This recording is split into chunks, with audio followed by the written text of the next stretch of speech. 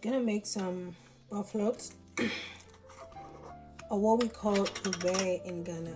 It's pretty easy to make. I put in some yeast. I put in some sugar. So usually the sugar people add it just to help activate the yeast. Yeah, just a small bit. You would add the rest later, but just a bit to activate it. Then you put your water, just not too much, or just a little water. So you just make sure you leave these aside for a while so it proofs before you add your flour and your other ingredients. Because it depends on the type of yeast you use though. The type of yeast I'm using is what they call the quick rise. So it takes a shorter period for it to rise. If you're using the traditional yeast, you might have to wait longer for your dough or for your yeast to rise, before you add your dough. So I'm going to put this aside and then add my ingredients when it rises. So I kept this in a very warm place, and as you can see, my yeast is risen. I won't say rise, it's risen.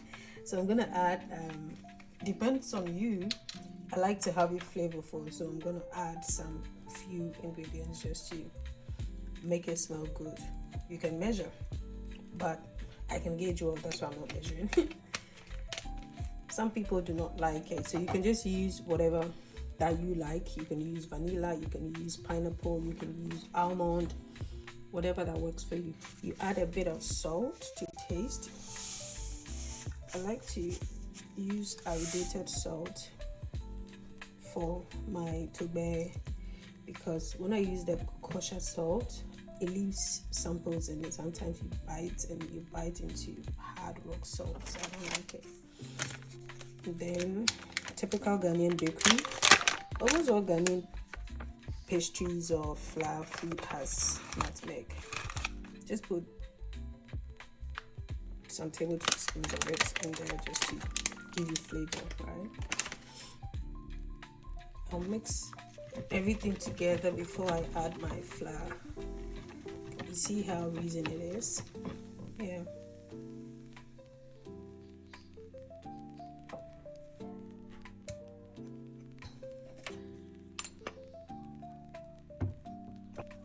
So I like to use all-purpose flour. Some people use gluten-free all-purpose flour.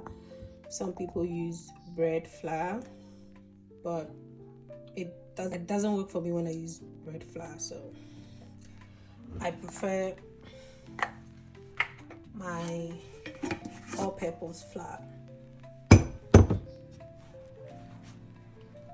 And then I mix.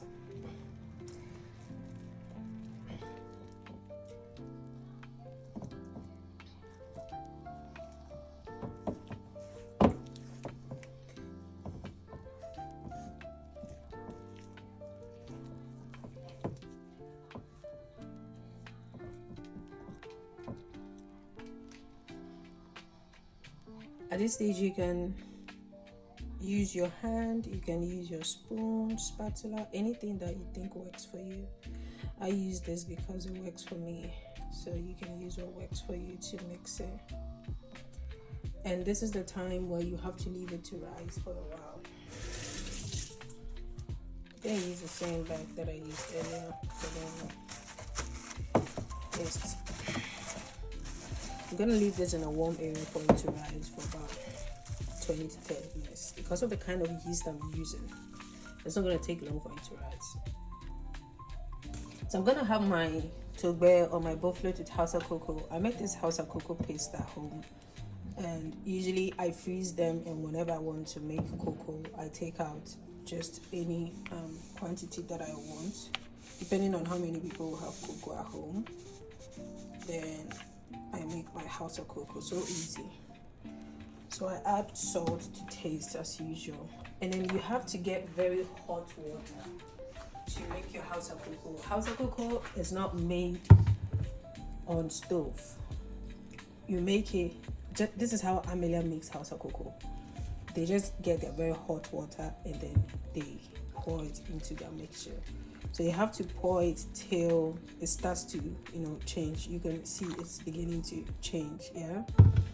Then now you stir and stir and leave it to sit for a while so it can, combine well. Is that how to say it? Or it would give you the thickness that you want. After I usually let it sit for like 2 minutes. It starts to get, if it's too thick for you, you can add more water. If it's too light for you, I think I like it this way. I'm gonna add more water to make it more lighter. Yeah, I like it this way instead.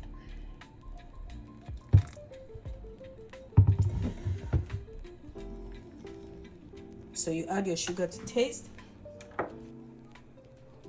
So can you see how my dough is risen now? I will put some water on your hand so that when you're scooping it doesn't stick.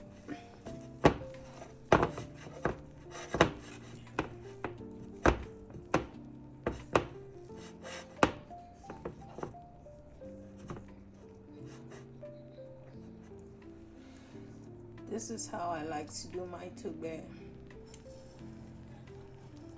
I like them big.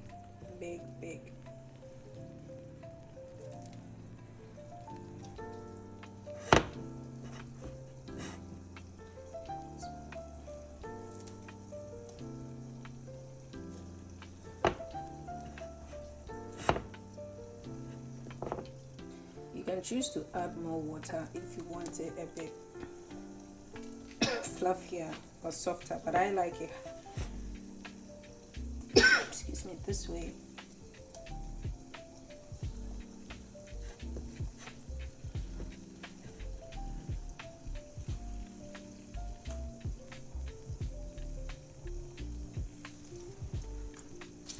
So see how my toogbei rises to the top.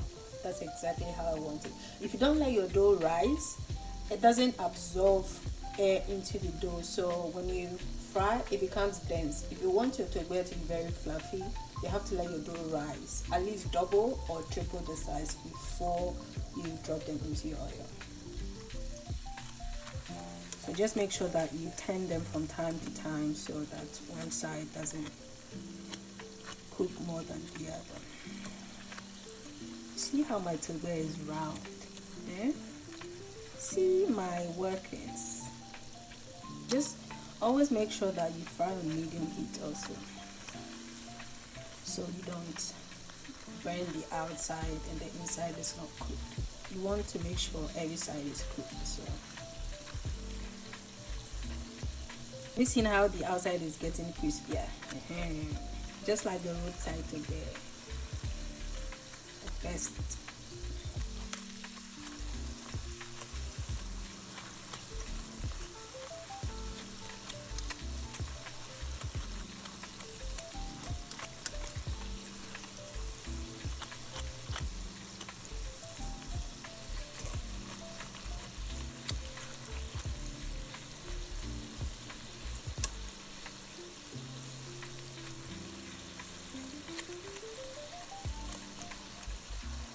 As you can see, our toogbei is ready.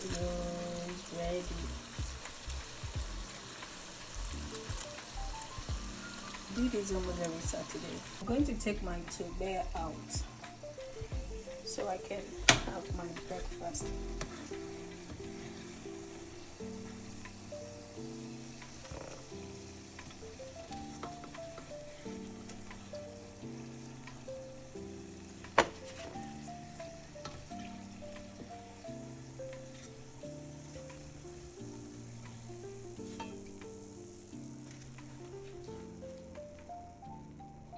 Can you see my lamfi Hausa koko and perfectly shaped toogbei? Wait, mfantine bekade orekodo. So can you see how crunchy it is on the outside?